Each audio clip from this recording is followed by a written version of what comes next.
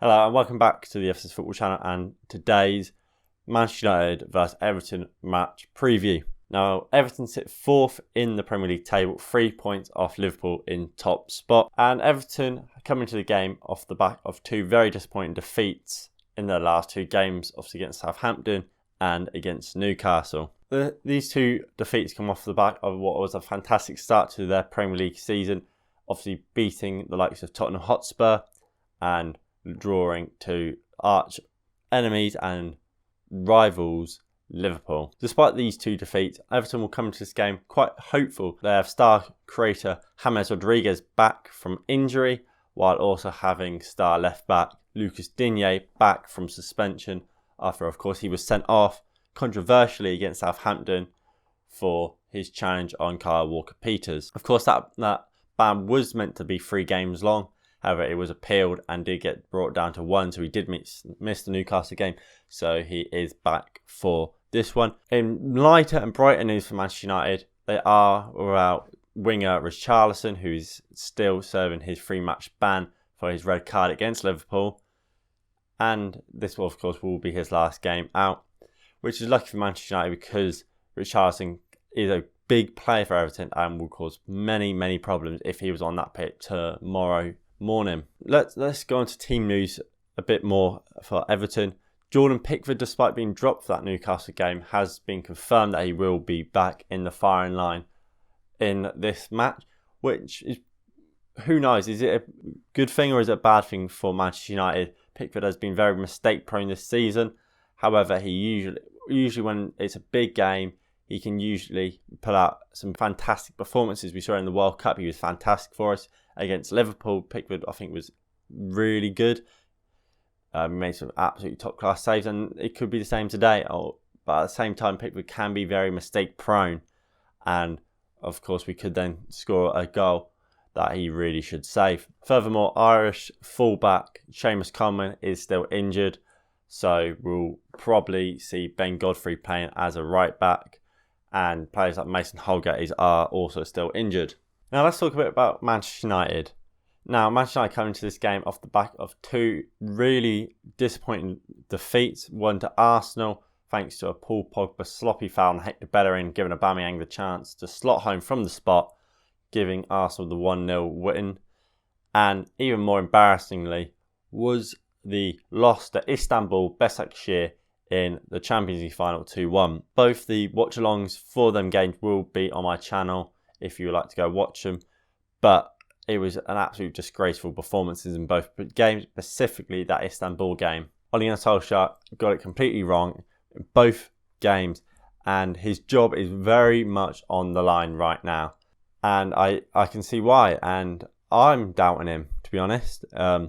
His decision making is really poor right now and really questionable. I don't see how players like Scott McTominay, how he came on against Istanbul instead of Fred.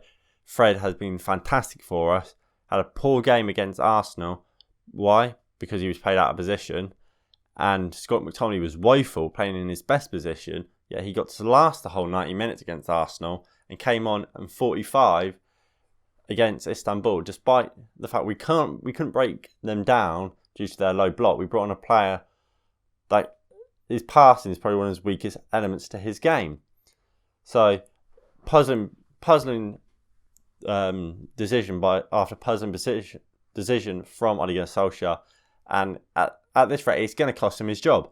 It really is. Obviously, Mauricio Pochettino is the main man being linked to Ole Gunnar Solskjaer's job, and I feel like he would get better use out of these players and make them play better. Now, do I want to see Ole Gunnar Solskjaer sacked? No, I don't. I like Ole Gunnar Solskjaer. Is he a good enough manager? No.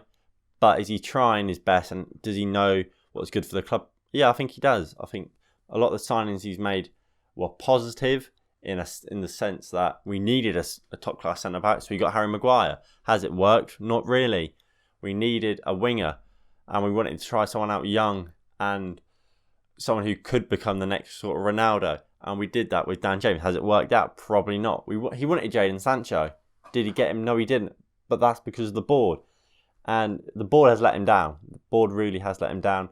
But at the same time, Ole Gunnar Solskjaer's letting himself down. He will himself the sack. Going into team news for this game, it's pretty much the same as we've come to expect at the moment. Alex Telles is the only real man we're missing due to COVID-19 positive tests, but he should be back fairly soon. Hopefully by the time we play West Brom, he will be back. And let's look at today's, what I assume Ole Gunnar Solskjaer will play. Now, I think Ole Gunnar Solskjaer will go with David De Gea in goal. The back four will be our normal back four of Aaron Wan-Bissaka, Victor Lindelof, Harry Maguire and Luke Shaw. I think he'll go for the midfield diamond of Nemanja Matic in deep. And then I think he'll go Fred and McTominay. Then I think he'll go Bruno Fernandes. And up top, I think he can go Marcus Rashford and Anthony Martial. Now, I think the front three of Martial, Rashford and Bruno is absolutely right and should be the front line. But that's where I disagree with the rest of them. Midfield, he will play Scott McTominay because he knows his job is on the line. And he wants just players that will give everything for him rather than specifically quality players. So McTominay will be that player. He's a player that will just run and run and run. Despite not being able to pull up any trees, he will just work hard. And that's what Ole Gunnar Solskjaer wants. And in this game, I can see Ole Gunnar Solskjaer try and sit back and try and hit Everton on the counter-attack like we've seen so many times before. I don't think this is the type of game you can do that. He's definitely going to stick with Harry Maguire at centre-back. I don't think he should. I don't think Harry Maguire is good enough.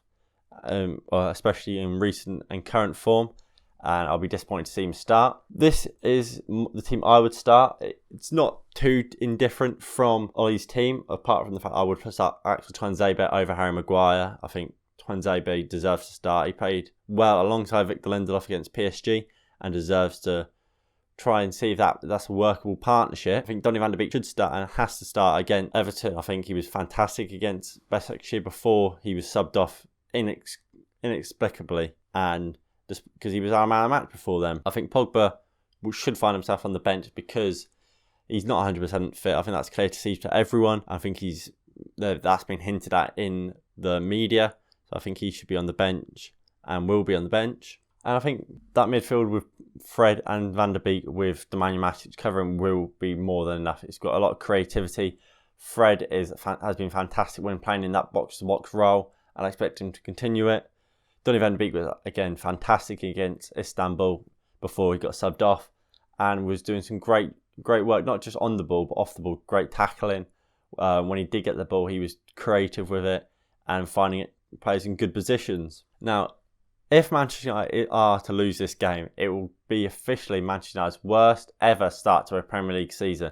And if we remember back to last year, this sort of title was reigning over Ole Gunnar Solskjaer before.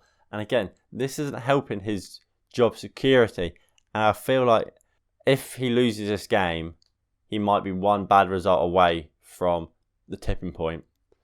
And West Brom is probably the type of game you want to go into when you're in that sort of position. But at the same time, I could see us dropping points to West Brom. West Brom, yes, they're not a great team, but they're a team that can just sit back and they'll cause problems defensively, and they've got players like that Pereira who can produce a piece of magic out of nowhere. So how do I think this game will end up?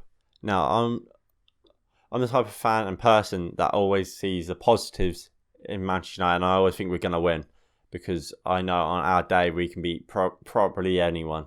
We've shown it against PSG, we showed it against RB Leipzig. We can play absolutely fantastically when we apply ourselves and we really, really work hard.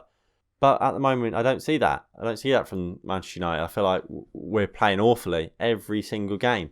And I don't see that changing today. And for the first time, probably at least ever in the Premier League match previews, I think I predicted us to lose against PSG. But I think we'll lose today. Or tomorrow, sorry. I think we'll lose. And I don't take any joy or pride in saying that, but I feel like Ole Gunnar Solskjaer will set up defensive, and it's not going to work. I feel like Everton will score a goal due to the fact we're going to be sit back and trying to defend the game, and then we'll push out, and we'll try and take the initiative when we're a goal behind. They'll defend well, and they'll hit us on the break and score a second, and that's when we'll then throw the kitchen sink at it, really. and will score, but it'll be too late. And I hope that's not the case, because like I said, I feel like Ole Gunnar Solskjaer could pay with his job if we don't win this Everton game, or at least we don't win the West Brom game next week. But what can you do, really? Obviously, Ole Gunnar Solskjaer will pay with his job if he doesn't get the results on the pitch, and he needs to make the right decisions, and he hasn't done it nearly enough this season so far. Changing the diamond when it works so well, why did we do that? It's another questionable decision that we keep seeing with Ole Gunnar Solskjaer, and he needs to sort it out. Anyway, that will be it for this match preview. Please do like and subscribe if you haven't already, and check out the watch along in the end card and link in the description. And yeah, I'll see you next time. Peace.